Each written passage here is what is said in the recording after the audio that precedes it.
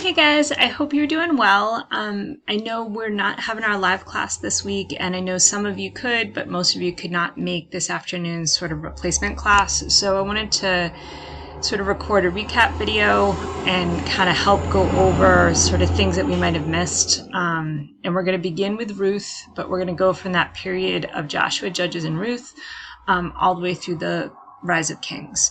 So beginning with Ruth. Couple of things I want you to hold on to. Who's in the story?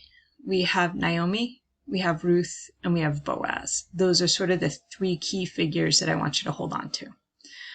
Lots of you were able to hold on to this idea of Ruth and her faithfulness and how she really is a great example of living out God's covenant. Yes, awesome. Lots of you kind of missed Boaz as a person. So what I want to do is talk a little bit about who he is, and I've also posted on Classroom sort of a summary of Ruth as a whole. So you can go over plot points there as well as sort of characters in a big way. What's important to know is that Naomi and Ruth are both widows. Ruth is Naomi's daughter-in-law. Naomi is an Israelite. She's left Israel and she's been living in Moab. She moved with her husband and her family and spent a lot of time living there because of famine. And so after her husband passes away, she wants to go back to Israel. Ruth has this choice. She can either travel back with Naomi or she can stay in Moab. And you guys were very clear that she chooses to be faithful and to stay along with Naomi. When she gets back to Israel, they encounter Boaz. Boaz is related to Naomi through her husband's family. And fun fact, if you remember the story of Rahab from the book of Joshua, Rahab is somebody who is not an Israelite, but she believes in the God of Israel and remains faithful to Israel. And from her, Boaz is descended. So those are kind of key things about who's who. When we think about Israel and sort of their rise to becoming a nation, one of the things we're going to see is this call to justice. And I'm going to give you a little quote from the book of Deuteronomy. I think it was in one of the Bible Project videos, and focusing on Israel's need to care for the poor. That's going to set them apart as a nation. From the book of Deuteronomy, we hear, every third year give the tithe, a tenth of your crops, to the Levites, the foreigners, the orphans, and the widows, so that in every community they will have all they need to eat. So it's not just faithfulness to God, but it's care for others that is going to set Israel apart. When you think about the 10 Commandments, the first 3 are about our relationship with God. 4 through 10 are about caring for others. So it's this love of others, love of God, that God asks Israel to live out. When they live it out, they're going to show other nations something about who their God is. So that's the other idea, is that it's sort of this moment of evangelization and being able to bring others to know God through their own behavior. How does this fit back with Ruth? Well, if we think about this call to justice, this care for the poor and the foreigner, this is what Boaz lives out. So Ruth is our model of faithfulness. Boaz is our model of justice. So he's distantly related to Naomi, more through her deceased husband. And he reaches out and offers to be sort of the family redeemer. Doesn't have to. He gives them work. He makes sure there's extra grain laid out. So not only will they have the work, but they'll have plenty to eat, and he takes care of them. Ultimately, he will marry Ruth, but that's not sort of his motivation for doing things. So when we think about the story of Ruth, we have Ruth as our model of faithfulness and Boaz as our model of justice. All right, so we just left Boaz, we just left Ruth. My apologies if it sounds like I'm recording from an airport. We live on a busy street, so every time a car pings by, it sounds like wah in the background. Anywho, the book of Ruth takes place during the time of Judges. When is the time of Judges? You can think of Judges and Joshua as running from the death of Moses to just before a king comes. So no king yet, and Moses is gone. So Joshua is going to come first. Joshua will take over from Moses, and we still have a strong central leader. And then by the time we make it to the book of Judges, we don't have a strong central leader anymore. Lots of you really held on well to this idea that the book of Judges is a Deuteronomic history. So good job, you.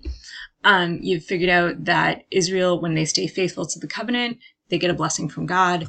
When they're unfaithful, they experience struggle and hardship. All good.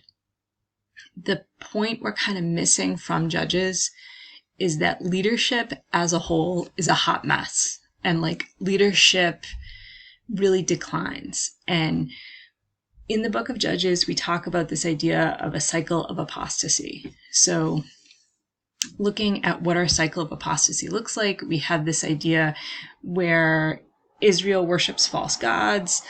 Then all of a sudden, God hands them over to their enemies as punishment. Then Israel cries out for help. God takes pity, sends them a judge, and the judge delivers. And that period of deliverance is going to vary on sort of how good your judge is.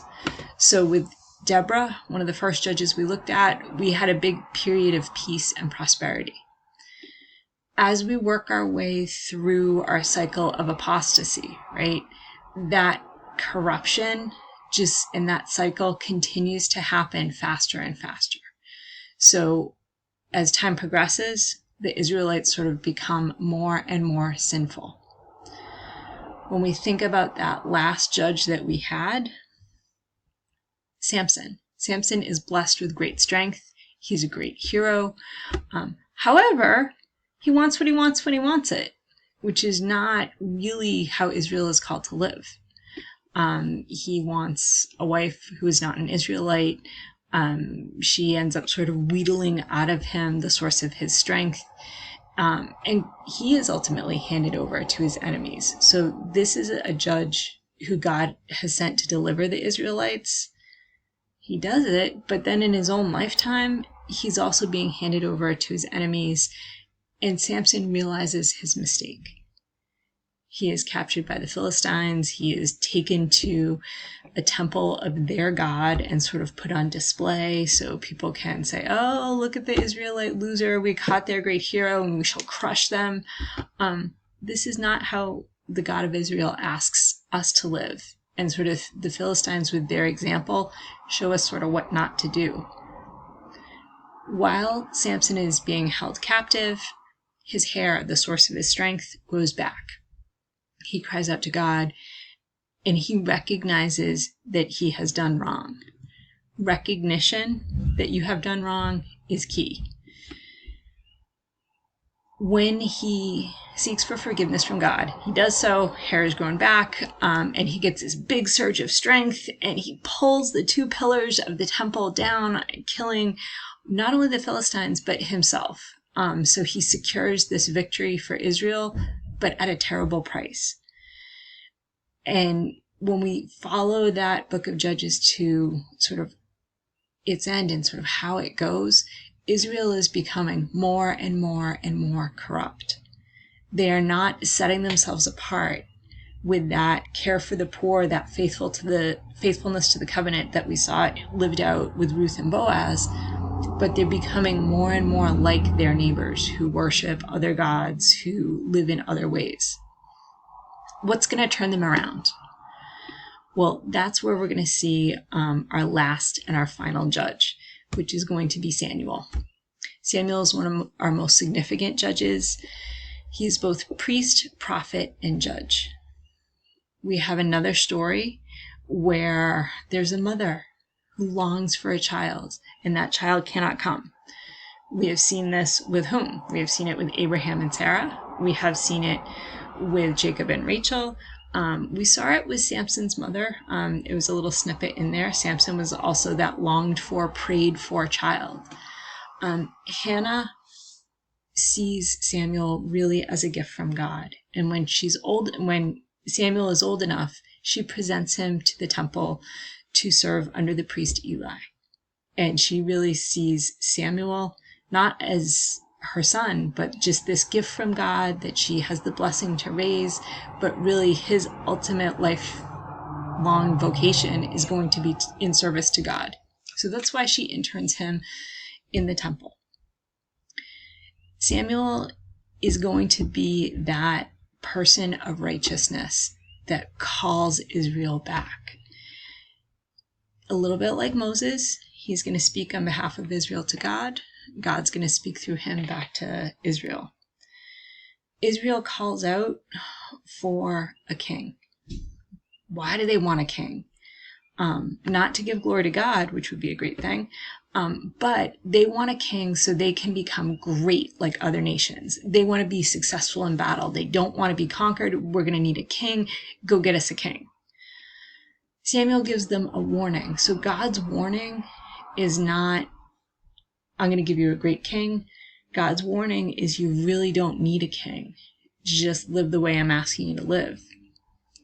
And he says to them, you know what? Like human kings get a little power hungry. They're going to want to draft an army. They're going to tax you. They're going to treat you like slaves. You're going to lose your sons in service to the army, and you're going to lose your daughters as cooks and cleaners, and you will not be happy under a king. So that is sort of the warning that they get. What we know from Deuteronomy is that God chooses the king, and that Samuel is sort of the person who's going to go about and say, yes, you're a God's choice, or no, you are not. So we have this idea that God chooses the king, Samuel is going to anoint the king. So who ends up as our kings? Lots of you guys held on to Saul, and really this idea that his downfall is his pride, his arrogance, and he listens to other people more than listening to God. That's always going to be a problem. I want us to remember, though, that Saul starts off promising. He's humble. When Samuel comes to anoint him, he doesn't say, awesome, I've been waiting for you to show up. He says, who, me? Like, I'm from this poor, lowly family. Like, you can't be looking for a king from me. And Samuel comes through and says, no, you've been chosen by God. With that rise to kingship, temptation becomes greater. There's more people telling you how great you are, and we get sucked into that trap of believing that whatever strengths we have, they come from ourselves and not from God. So that is what Saul shows us, that downfall of pride and arrogance when we fail to recognize God as the source of our blessings. Rise of King David. Lots of you guys held on to the story of David very well. How David comes from really humble beginnings. Samuel goes to the house of Jesse. Jesse has all those big, strong sons. And David is the least. He's the little humble son that is out in the fields tending the sheep. We see David's childhood sort of spent still helping his dad out on the farm, but also serving as a musician for King Saul. So he goes and he plays the harp and he helps kind of calm Saul down. In sort of his midlife, he serves as a warrior. He fights on behalf of King Saul, gathers like sort of great victories. More trucks going by, love it. More victories for Israel and more victories for Saul. And everybody seemed to hold on to David's downfall pretty well. This idea that he wants his general's wife, Bathsheba, and he kind of gives in to that want. Here's the difference between Saul and David that I really want you to hold on to, and it's going to remind us a little bit of what I just talked about with Samson. David repents. He realizes that he has screwed up big time, and he also has a figure living in his household that's going to remind him he has screwed up, he's forgotten about God, and that is the figure of Nathan. And Nathan is sort of this early prophet in the house that says, you know what? You need to change. This is not how God is asking you to live. David and Bathsheba will pay a heavy price. They will lose their firstborn child, but their son will go on to become the next king. We also have a covenant that God makes with David, and we're going to talk about that in a minute. And the last big king that we're going to talk about today is going to be Solomon.